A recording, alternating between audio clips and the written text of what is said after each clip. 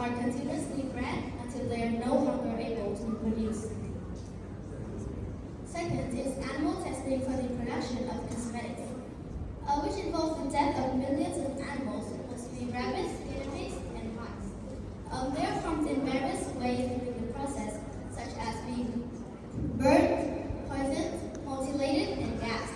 And if they manage to survive this process, they're either killed or subjected to the same torments all over again. Third, the exploitation of wildlife, taking the bear farming as an example. We all know that bears are wild animals, but in China, bear farming is legal. The bears are confined in small cages and regularly mutilated to extract the bile from the gallbladder. They are starved and stressed, with wasted muscles and terrible injuries from years of bile extraction. And lastly, factory farming's reliance on inhumane practices. In factory farms, animals are often kept in overcrowded and confined spaces with minimal access to natural behaviors. Routine practices like debeaking and castration are performed without anesthesia or pain management. These lead to the overall suffering of farm animals. Just imagine how it would feel to have an organ cut or a wound sutured without anesthesia. It is too painful, isn't it? So, why should we care about animal welfare?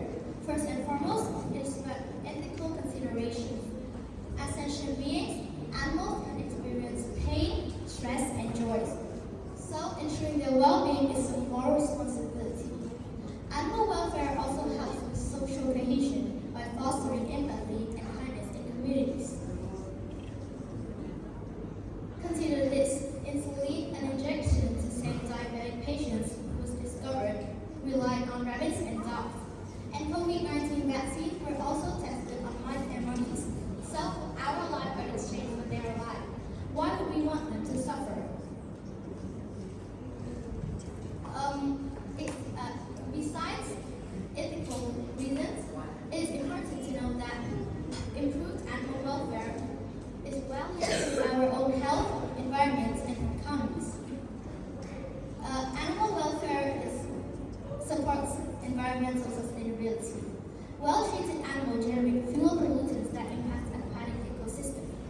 Animal welfare promotes sustainable practices in agriculture and wildlife management, helping to reduce negative impacts on biodiversity. Public health is directly impacts on animal welfare. Antibiotics are regularly given to livestock in factory farms for outbreak prevention and treatment of infection caused by poor farming systems. This contributes to the rise of antimicrobial resistant bacteria, also known as superbugs, which pose a significant threat to human health. Moreover, the high density and unsanitary conditions in factory farms create the perfect breeding ground for zoonotic diseases that threaten public health. Improving animal welfare is also known as having economic benefits. Healthy livestock are more productive and less prone to disease, leading to better quality of products and economic efficiency. Improved animal welfare reduces the risk of costly injuries to workers involved in the food chain, especially farmers and factory workers. So, what can we do to improve animal welfare?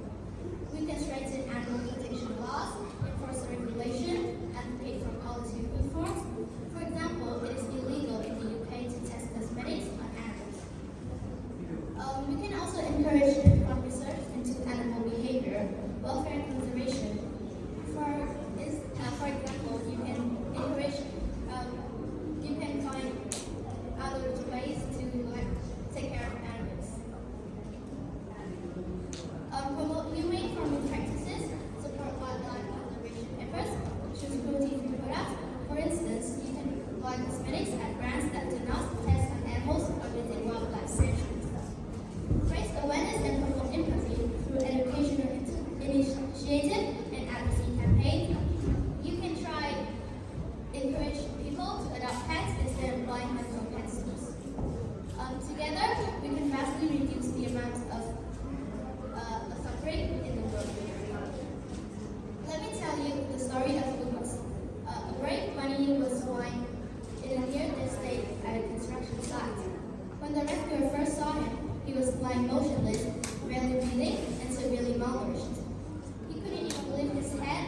normal.